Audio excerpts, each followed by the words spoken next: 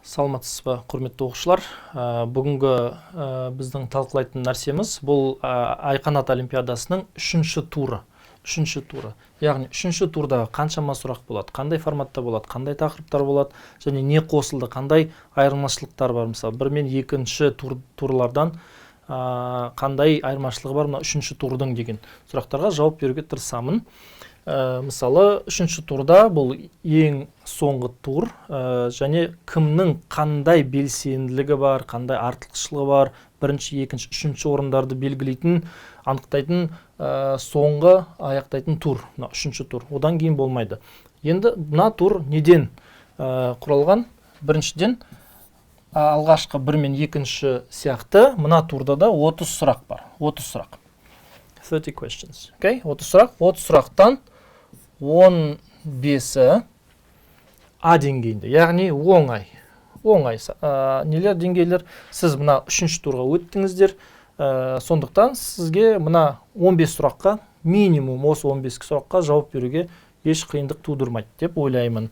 Сонымен 15 сұрағы А деңгейде болса, 10 сұрағы Б деңгейінде, яғни орташа деңгейде, яғни сіздің деңгейіңізде, сіздің сыныбыңызға сай, 10-шы сыныпқа, 9-шы сыныпқа байланысты Б деңгейі деген орташа деңгей, және қалған 5 сұрағы да С деңгей, яғни қиын сұрақтар. Яғни дәл сол формат, бірінші турдағыдай 15, 15, 10 және 5 сұрақтар А, Б, С деп бөлінген 30 сұрақ.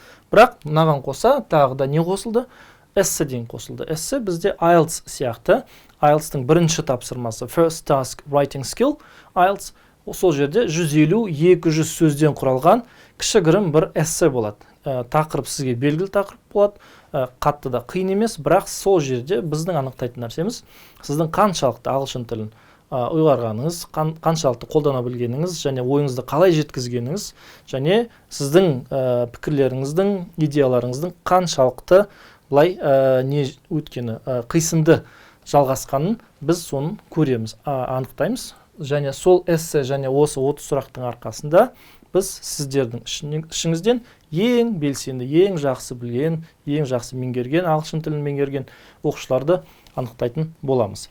Сонымен, 30 сұрақ дедік, 15 А, 10 Б, 5 С дедік, және қандай форматта? Бірінші формат кодинг деген. Бұл уже сіздерде, мысалы, сіз бұл мына форматты көргенсіз, өткені бірінші және екінші турда мына кодинг деген нәрсе болған. Кодинг дегенне кодирование, да, ол vocabulary, яғни сіздің сөз қорыңызды анықтайтын, тексеретін формат. Сіздерге мынадай бірнеше сөз әріп беріледі, сол әріптерден керекті сөз, мағыналы сөз, ағылшын тілінде бар сөзді не істеуіңіз керек, анықтауыңыз керек, табуыңыз керек, және кейде мына жерде не беріледі?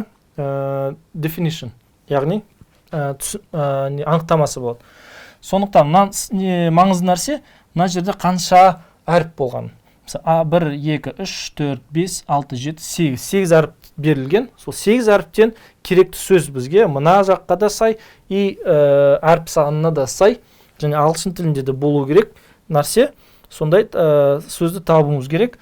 Мына үшінші турдағы бір сәл қиындығы бар. Өйткені білесіздер, әр өткен сайын, сатыға көшкен сайын қиындық деңгейді де көтеріледі. Мұнауда кодинг бар болғанымен, бұл жерде кодинг сәл жоғарырақ болады, сәл қиындау болады. Сондықтан мына жерде, мысалы, 8 әріп дедік па, сізге танымал бір сөз шығу мүмкін, да, білетін сөзіңіз, бірақ оның ішінде 7 немесе 9 әріп берілген. 8 емес. Сондықтан 7 немесе 9 әріп бар болса, ағылшын тілі сізге қисынды келсе де, оны сіздер белгілемейсіздер. Мұқият болыңыздар, яғни әр әріп санын санап, соған сай, соған қатысты дұрыс несін табуыңыз керексіздер. Бұл кодинг деген. Identification, идентификация. Identification бұл морфологияның тексеретін сұрақ. Яғни сізде сөйлемнің ішінде бір сөз белгілі болады. Мысалы, мына жерде he walks slowly, жай жүреді. Мына жерде етістіктің қасында тұрған үшін, бұл тем более ли деген несі болған үшін, соңы аяқталған үшін, бұл бізде наречие, яғни adverb, иә, үстеу болады. Үстеу деген adverb, біз нұсқасын белгілеуіміз керек болады. Сол сияқты кез келген грамматикада қандай бар, ағылшын тілінде морфология болсын, синтаксис болсын, қандай ұғымдар болса, соның бәрін сіздер анықтап таңдауыңыз керек. Ол мысалы жақсы етістіктер болуы мүмкін. Мысалы инфинитив герундий, есімше, көсемше, conditional, немесе мынау сын есім, зат есім, үстеу, етістік дегендей. Соның бәрін анықтауыңыз керексіз. Бұл идентификация, окей? Бұл оңай, А деңгейіне жататын сұрақ. Немесе классификация. Бұл жерде сөз қорының қаншалықты бай екенін анықтайтын сұрақ. Мына жерде odd one out деп тұр. Яғни артық сөзді табыңыз дейді. Артық сөзді табыңыз. Мына жерде кез келген логикаға да сай болуы мүмкін. Мысалы, бір тақырыпқа жата ма, или барлығының мағынасы болымды ма, болымсыз ба, нейтральный ма, немесе әріп саны ма, или буын санына қарай ма, қай тілден кірме сөз ба деген әр логикасын өзіңіз табасыз да, соған сол логикадан тыс нәрсені, сол жақтан артық нәрсені сөзді тауып, соны белгілеуіңіз керексіздер. Okay? Бұл кез келген логикаға да сәйкес болуы мүмкін. Бұны классификация дейді. Odd one out. Аналогия. Аналогия, сізге бір аналогия беріледі, соған ұқсас ұғым немесе түсініктеме, немесе бір сөз кезген грамматикал ұғым да болуы мүмкін, соның бәрін аналогиясына қарап табуыңыз керексіздер. Бұл жерде үшінші турда аналогия сәл қиындау болды. Бұл жерде көп нәрсе айтылмаған, көп түсініксіз нәрселер берілген. Сол жақтан сіз өздеріңіз түсініп, қандай логикамен берілген бұл аналогия, соған ұқсас, сол аналогияға ұқсас бір сөзді табасыздар. Мағынасы болсын, мағынасы болмасын, ол маңызды емес. Сол аналогияға сәйкес бір сөзді табуыңыз керексіз үшінші турда. Және бұл сұрақ болмайды, бұл бірінші турда болған сұрақ. Үшінші турда болмайды, бұл сөздікпен қаншалықты жақсы жұмыс істей аласыздар. Транскрипцияны білесіздер ма, транскрипция сөздің буындарға бөлінуі дегенде. Бұл болмайды, сондықтан мынаны өтеміз. Multiple choice болады. Multiple choice деген бірнеше дұрыс жауап бар. Соның барлығын белгілеп, яғни мына тақырыпта түгелімен сіздер ие болуыңыз керек. Сіз барлық тақырыпты толықтай біліп, сонда мына тақырыпқа, мысалы, present simple tenseке байланысты adverbs of time'дарды белгілеп, не істейсіз, жазасыздар. Үшінші турдағы бір ерекшелік, мына барлық жауаптар бір-біріне өте жақын болады. Біреу артық, біреу кем болады, бірақ соған мұқият болыңыздар. Мысалы, мынау болуы мүмкін, болмауы мүмкін деп қобалжып, не істемеуіңіз керек, уверенно сенімді жауап беруіңіз керексіз. Multiple choice деген тақырыптарда. Бұл тек қана мысал, present simple. Ол басқа да тақырып болуы мүмкін. Мысалы, қандай жақсы етістіктер, жақсыз немесе conditionals сияқты, или reported speech сияқты есімдіктер деген болуы мүмкін.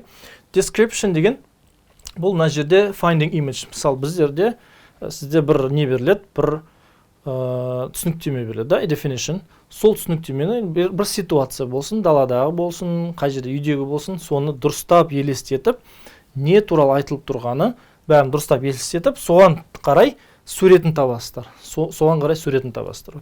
Бұл description, finding image. Немесе наоборот, сізге сурет беріледі, image беріледі. Мысалы, мына жерде не беріп тұр? Знак, да? Жолдағы знак. Жолдағы знактарды, бұл жол ережелер знактары, мысалы, не дегісі келіп тұр? Қай жерде көруге болады мына знакты? Соның бәрін анықтайтын нелер болады, сөздер болады. Соны, енді бұл А деңгейіне жататын сұрақ, сондықтан бұл ешқандай да қиын емес шығар. Жолда болсын, мысалы, бір ғимараттағы знактар болады, мысалы, кіруге болмайды, или оңға кіру, мынаған тыйым салынған, или 8-ге дейін кіруге болады дегендей, сондай сияқты знактар болады. Знактардың бір ерекшелігі өте қысқа нұсқа жазылған, қысқа нұсқа. То есть, былай да түсінуге болады, былай да түсінуге болады. Егер ол знакты өміріңізде көрмеген болсаңыз, онда жауап беруге өте қиын болады, қиналасыздар. Бірақ соған қарамастан бұл А деңгейіне жатады. Соған дайын болыңыздар. Негізі оңай. Енді word formation, syntaxis деген тақырыпқа жатады. Word formation деген сөздердің реті. Білесіздер, ағылшын тілінде сөздердің реті өте маңызды. Сөздердің реті өте маңызды, яғни subject, verbs, auxiliary verb, modal verb, main verb болады екінші орында. Одан кейін object тұрады, одан кейін adverbial of time, of place деп тұрады. осы рет, сөздердің реті өте маңызды. Немесе мына жердегідей бірнеше сын есім берілген, сын есімдердің Royal Sequence of Tenses деген тақырып бар, заңдылық бар ағылшын тілінде. Сын есімдердің арнайы өз орны тұрады. Кім бірінші тұрады, екінші кім тұрады, үшінші тұрады. Соның барлығын сіздер білуіңіз керексіздер. Дұрыс құралған сөйлемді табуыңыз керексіздер. Сондықтан мына синтаксис деген тақырыпты, word formation немесе sentence деген тақырыпты мектептеріңізде, 9 сыныптың мектептердің оқулықтарында қайтадан ашып, қайталап, немесе интернеттен қайталап алыңыздар. Окей? Так, error finding бұл қиын сұрақ, бұл Б деңгейіне жатады. Error finding мына жерде дұрыс жауапты табудан гөрі қатені табу қиынырақ болып тұр. Түсінесіздер ма?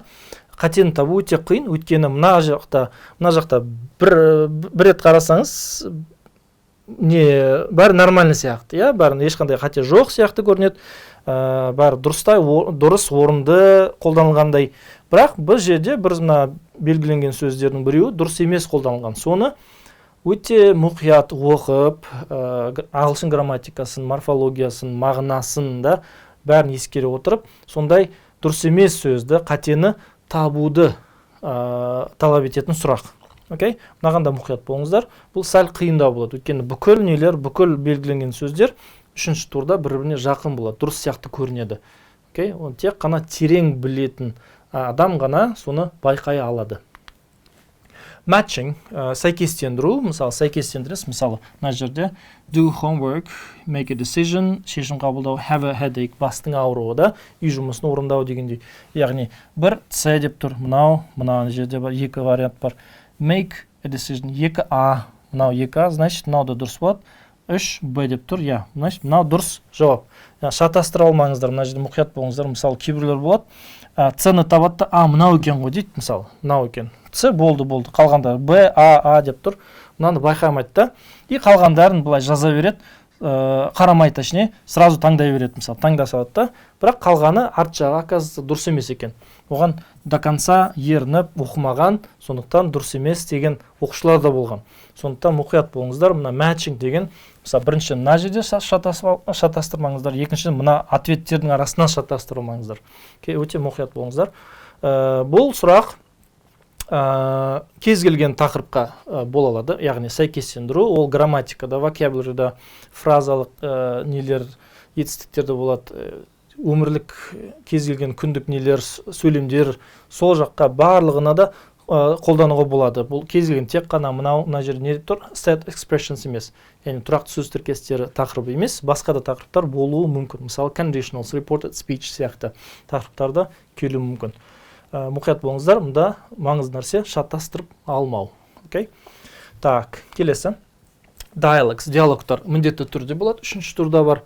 Мына жерде енді WhatsApp-тың несі бар. Мысалы, WhatsApp-та біреу жазған, Маратқа жазған, хай Марат, анау-мынау. Марат бір нәрсе деп жауап берген. Одан кейін ұялып па, бір нәрсе қылып па, әйтеуір или шатасып па, өшіріп тастаған да, мысалы. И сонда really okay ден.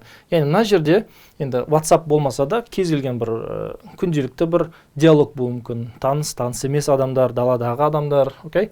Сонда бір жерде бір пробелдер тұрады, сол пробелдерді қисынды жолмен мынаны жалғастыратындай, оның алдындағы сөйлем, соңындағы сөйлем не істейтін, толықтыратын бір сөйлем табуыңыз керек. Мұндағы үшінші турдағы диалогтардың қиындығы мына берілген А, Б, С, Д, Е деген варианттардың бір-біріне өте жақын тұрғаны, жақын болғаны. Яғни былай қарасаңыздар, біріншіден барлығы келетін сияқты келеді. Барлығы келетіндей сияқты болады. Бірақ сізде біреу ғана келеді. Оны қандай нәрселерге назар аударасыздар? Біріншіден sequence of tenses деген, яғни шақтардың қиысуы. Шақтар бір-бірімен қиысу керек, қисынды жерінен. Мысалы, present пен, past пен, future мен дегендей. Немесе шақтар қиысса да, бір-біріне сәйкес келсе де шақтар мағынасы сай келмейді. Немесе шақтар қиыспайды, мағынасы келеді. Мағынасы бәрі мына тақырыпқа сәйкес сияқты, мына тақырыппен байланысты сияқты болып көрінеді сізге біріншіден. Бірақ барлық жақтан қарайсыз. Грамматика жағынан қарайсыз, логика жағынан қарайсыз. Мысалы, мына жерде he деп тұр, мына жерде she деп тұр, немесе they деп тұр. Ол уже дұрыс емес. Немесе жаңа айтқанымдай логика жағымен. Логика бір-бірін толықтыру керек. Келесі reading for the gist, бұл А деңгейіне жататын кішігірім бір мәтін болады. Сол мәтінді оқып жауап бересіздер. Бірақ мына жердегі мәтіннің бір ерекшелігі, кім айтты, қай жылда айтты, қай жерде болды дегенде сұрақтар болмайды. Мына жерде inference деген тақырып бар. Inference, яғни мына жерде айтылған сөздердің авторы не дегісі келіп тұр. Inference, қандай сол жерде не шығады, нәтиже шығады, соны анықтау керексіздер. Яғни умозаключение, inference, не дегісі келіп тұр, намек деген да, мысалы, не істеп, не дегісі келіп, или наоборот, да, керісінше не демеген, не демегісі келген дегендей, сондайда болу мүмкін мына жақтағы мәтінде. Бұл А деңгейдегі сұрақ. Кроссворд бізде болмайды, өйткені көп уақыт алады, и так-то сіздер бәрін білесіздер, да, былайда сұрау мүмкін, өте көп уақыт алатын, бірақ бір ғана балл беретін сұрақ екен, да, бұл А деңгейдегі сұрақ.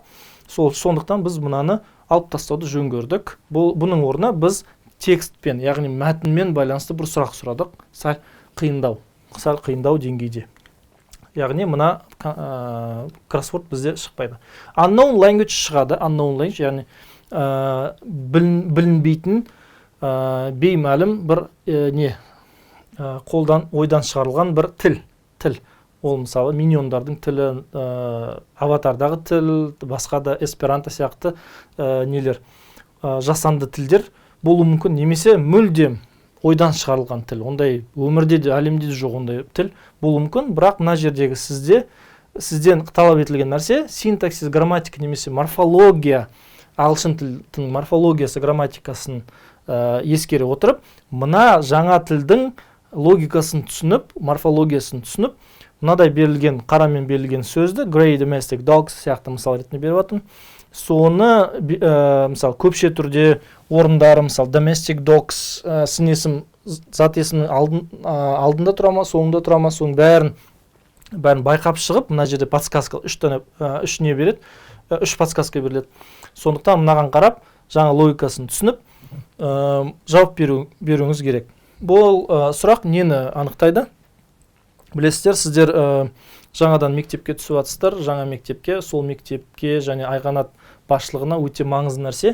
Мына біздің оқушыларымызда, абитуриенттерде тілге деген тек қана ағылшын емес, басқа да өзге тіл, жаңадан енді үйренейін деп жатқан тілдерге бейімділікті анықтайтын, талантты анықтайтын, қабілетті анықтайтын сұрақтар керек деді. Сондықтан мынау сияқты сұрақтар как раз таки сондай қабілеттерді анықтайды. Яғни сіз жаңадан тілді үйренейін деп жүрсіз, соны сізде неңіз бар ма, талантыңыз бар ма деген сондай сұрақтар, сондай таланттарды анықтайды екен. Мысалы, Қытай тілі дейік, француз тілі енді үйренейін деп жатсыз, испан тілі дегендей, сонда қаншалықты сіз тез меңгере аласыз, соны көре аласыз мына сұрақтардың арқасында. Келесі jumbled letters. Jumbled letters міне жерде білесіздер, бірінші және соңыншы әріптер өз орындарында тұрса, қалғандардың барлығы аралас болса, каша болса да, сіз мынаны әлде оқи аласыздар. Неге қарай? Өйткені адамның миы мына сөздерді бір-бірлеп оқымайды, әріп оқымайды, бүкіл сөздерді оқиды екен, түгелменен бір-бірдеп оқиды сөздерді, немесе толық бір сөйлемді оқиды екен біздің неміз. Мына сұрақтарды кім шеше алады? Мына сөздерді, мына әрбір сөзді білетін адамдар. Яғни өмірінде хотя бы бір рет көрген, бір рет оқып шыққан оқушылар мынаны оңай жауап бере алады, және де кітапты көп оқыған адамдар, олар тез оқиды, скорочтение, да, fast reading. Сол үшін тез оқитындар және мына сөздерді білетіндер, хотя бір рет көргендер, мына сұрақта ешқандай қиындықпен кездеспейді. Өте оңай жауап бере алады. Бұл jumbled letters деген үшінші турда да мына сұрақ форматы бар. Енді, конечно, мына жердегі мәтіндер сіздің 9 сыныпқа сәйкес, яғни сіздің кітаптарыңыздан алынған, сіздің бағдарламаңыздан алынған, бәлкім де сіз оларды көргенде шығарсыз, сол мәтіндерді оқып шыққандар шығарсыз. Бірақ мұнда ең маңыздысы мыналардың араласып кетуі, да, сол сөздерді дұрыс оқып, тез жауап беру. Соңында мынадай сұрақ келеді, мына мәтінге байланысты сұрақ, сол мәтінге тек қана мәтінді оқып шыққан, түсінген адам ғана жауап бере алады. Окей? Jumbled letters. Келесі unsuitable. Unsuitable sentence, яғни odd one out. Мына 5 параграфпен бірнеше сұрақ келеді. Бұл уже C деңгейі. C деңгейі қиын. Өйткені мына параграф бір-бірінен, мына сөйлемдегі параграфтағы сөйлемдер бір-бірінен өте тығыз байланыста. Тығыз байланыста. Біреуін ғана сіз табуыңыз керексіз. Яғни мына сөйлем что-то не то деп тұрасыз. Окей? Оны байқауыңыз керек, сезуіңіз керексіз. Және соны алып тастауыңыз керек. Сол үшін ол unsuitable. Unsuitable, керексіз, неподходящий, қисынсыз сөйлем деп тұр. Яғни мына ненің параграфтың қисынын, логикасын бұзып тұр деген сөз. Немесе ненің пікірдің несіне, жүруіне бір кедергі жасап тұр, чем-то выбивается, лишний, артық болып тұр. Сондай сөйлемдерді табуыңыз керек. Немесе керісінше бір параграф беріледі, бір сөйлем алынған и варианттардың арасынан беріледі. Мысалы, А, Б, С, Д, Е бірнеше вариант беріледі. И барлық сөйлемдер мына неге көп нүктеге қоюға болады. Өйткені барлығы да келеді. Мына жерде тағы да sequence of tenses, шақтардың қиысу, шағына қарайсыздар, логикасына қарайсыздар, тақырыбына қарайсыздар, тақырыбына сәйкес пе, сәйкес емес пе дегендей. Соған қарай толықтырасыз. Немесе даже осындай сұрақ болады. Үшінші турда мына параграфтағы сөйлемдердің орындары ауысқан. Мысалы, бірінші сөйлем соңында тұр, или ортасында тұр, үшінші сөйлем екінші тур, или бірінші турда, бұлай бәрі араласып тұр. Сонда сіз мынаның несін, логикасын түсініп, білесіздер, әр сөйлем түгіл, параграф, текст болсын, эссе болсын, барлығы үш нәрседен құралған. Үш нәрседен. Бірінші introduction, бастапқы, бірінші сөйлем, introduction'дан болады. Бастама сөйлем, оны не істейді біз? Introduce the idea. Одан кейін оның жалғасы болады, ашылуы, теманың ашылуы. Және үшінші conclusion, яғни аяқталуы. Сөйлемнің немесе идеяның аяқталуы. Именно сол логикаға қарай, соған логикаға сай, мына сөйлемдерді сіз орын-орнына қоясыздар. Бұл unsuitable sentence немесе working with paragraph. Бұл C деңгейіндегі бар. Және графика деген, графика, таблицаны толықтыру дегендер, немесе мынадай анализ бар. Таблица береді, дұрыс анализ жасау керек, соның барлығын. Қаншалықты оқушылар мына нелерді, параграф, всякий графиктерді дұрыс түсінеді, Мысалы, дұрыс түсінемі, сол жақтан қандай мағлұмат ала алады, қандай мағлұмат жоқ, ала алмайды дегендей, сондай сұрақтарға жауап беретін не бар? Бұл енді соңғы заманауи талап. Өйткені білесіздер, қазіргі таңда бүкіл интернетте де, мектепте де, күнделікті өмірде де көп информация, көп мағлұмат бар. Соның барлығын керек емесін бәрін анықтап, керек нәрсенің арасынан дұрыс информация нестеп, алып, соны анализ жасап, өз пікірімізді қалыптастыру мақсат. Соны қаншалықты оқушылар істей алады деген мақсатпен жасалынған сұрақ. Және соңғы не бар? Формат бұл logical deduction. Яғни сізге бір текст беріледі, мәтіннің ішінде барлық сөздерді түсінуіңіз керексіз, не туралы айтылып тұр, и мына жерде намектар бар, логический. Логиканы қолданып, мына жерде Айгерім мына жерде істеп тұр, София ана жерде істеп тұр, сонда анау кімге сай дегендей, соның барлығын сіз анықтауыңыз керек. Бұл logical deduction деген, бұл C деңгейіне жатады. Бұл да қаншалықты логикасын қолдана алады. Логикасы дұрыс істемей ме деген соны анықтайтын сұрақ. Және де ағылшын мәтіндерін, тапсырмаларын қаншалықты дұрыс түсінеді, соны анықтайтын сұрақтар. Сонымен презентациямыз аяқталды. Егер де сіздер тағы да сұрақтарыңыз болса, әлде алдымызда тікелей эфир мен байланысатын боламыз. Сол жерде сіз маған немесе Dedicon компаниясының адамдарына сұрақ қойып, жауап ала аласыздар.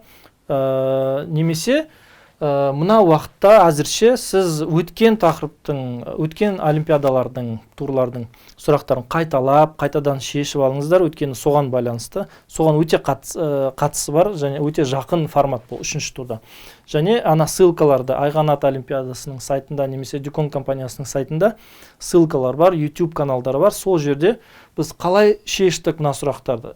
Coding дейді, matching дейді, мысалы definition, identification дегенде, completion дегендей, соның барлығын қалай шешу керек. Немесе мына логика сұрағын қалай шешу керек дегенде, сол жолдар, амалдар көрсетілген, қайталап алсаңыздар болады. Ал мен болса әзірше сіздермен қоштасамын. Сіздерге сәттілік, қош сау болыңыздар.